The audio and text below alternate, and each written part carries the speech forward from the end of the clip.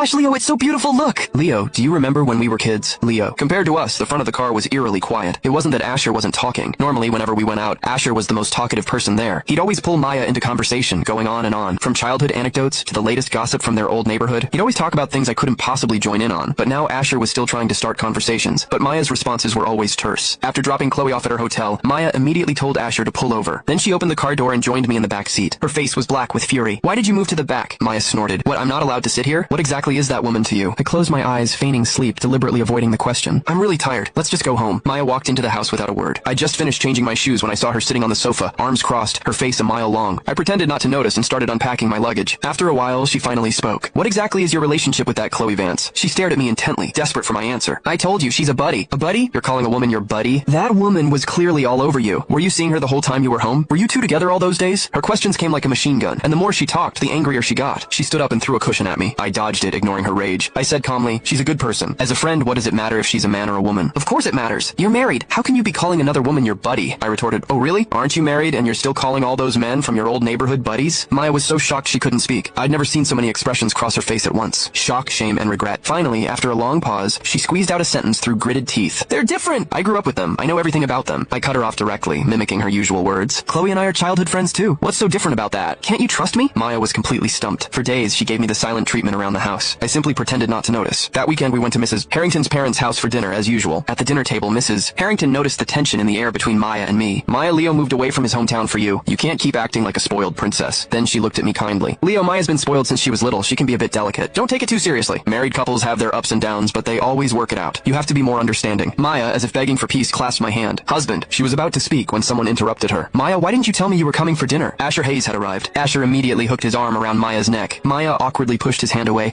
glancing at me with a hint of embarrassment. Asher noticed me standing there and let out a dismissive tsk. He said casually, oh, Leo's here too. As he spoke, a whole group of people came in behind Asher. These were all Maya's guy friends. Maya, you're here! Why didn't you invite us to hang out? It's rare for everyone from our old neighborhood to be together like this. Maya's face indeed lit up with anticipation. Maya looked at me pleadingly, hoping I would agree. The other guys also looked at me as if they were practically glaring daggers at me if I didn't agree. Even though Maya and I had been married for 3 years, I still wasn't close to any of them. They were always somewhat distant toward me. And of course I couldn't integrate into their circle. They couldn't relax when I was around. Husband, how about you come hang out with us? Maya affectionately linked her arm through mine, asking sweetly. For a moment, the entire room fell silent. Everyone was looking at me. Some of the guys exchanged glances. Everyone was waiting for my answer. They didn't want me there, but they desperately wanted Maya. Since that was the case, I'd give them what they wanted. I wiped my mouth and replied coolly, okay. They stopped talking. The atmosphere was incredibly strange. A few minutes later, Maya cautiously spoke. Then I'll be back early. Then she added, you don't have to come pick me up later. They'll take me home. I'll definitely be home early this time. She gave me a reassuring promise, but I just smiled, quietly eating my dinner. Maya stood up and left with them. Before they even walked out the door, I heard someone say, did Leo change his mind? He's actually letting Maya go out with us?